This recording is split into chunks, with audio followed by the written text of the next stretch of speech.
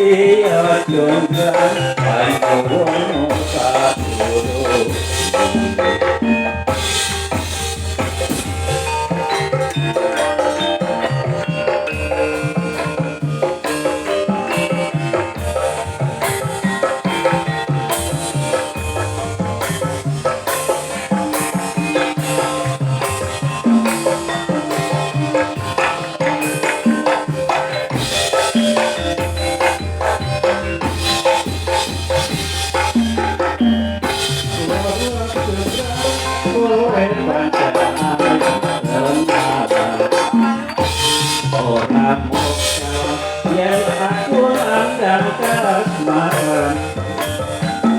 waspadakno racurmu kaperang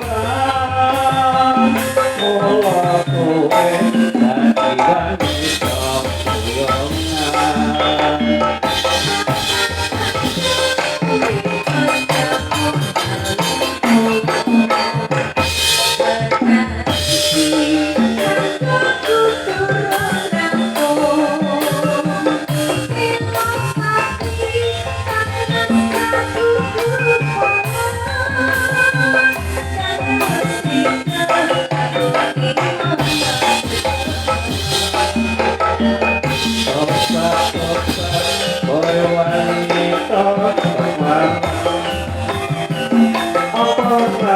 yen kanggo lanang dadak putra aku kangge Prabu Darmaya aku duwe ati setipa rasa raja manut pasutku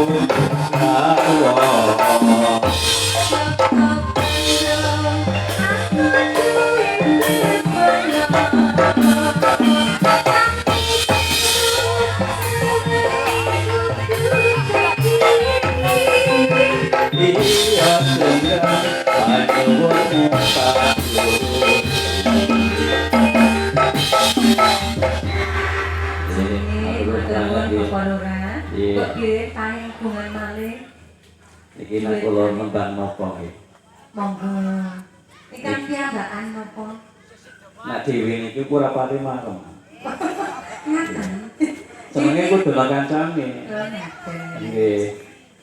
Soale le ngesake serahe kudu ora kancane Pak. Hiburan kuwi. Amati ngeten Pak Dalang kersanipun suasananipun lagi regen. Nggih. Nak dhewe niki wadaku wis manggap nggih aku nambang dhewe. Lan potong Ibu tidak boten, Pak. Ibu nang omah. Nang pangku bisa golek liya-liyane. Aman. Nggih. Nek kowe mau kok wis kondur yo perang Bharatayuda iki ana. Kok Pak saking mriki dalemipun terus boten nur sewu boten kepiren ngaten. Boten. Oh, namung pripun niku. Aman, Lur. Niki mangke tasih wonten nggih Kyai ingkang badhe nderek sedhaken. Badhe minapang. Sinten Pak? Sinten? Niki mangke wonten niku wonten. Aku tripike ampun lho. Mangke niku wau sampun wonten klesik-klesik saking panitia. Oke. Nggih. Saking panitia badhe nderek nyekar. Nggih. Pun bebas mawon. Nggih. Dados mangke gentosan. Nek enten wedal mangke mbok bilih teng goro-goro ditambahikan ngoten niku nggih Pak. Bapak Lurah sampun paring bunga. Nggih, matur nuwun kula sampun direncani kula nderek belajar. Sebisa mawon Pak, sebisa mawon. Napa nggih?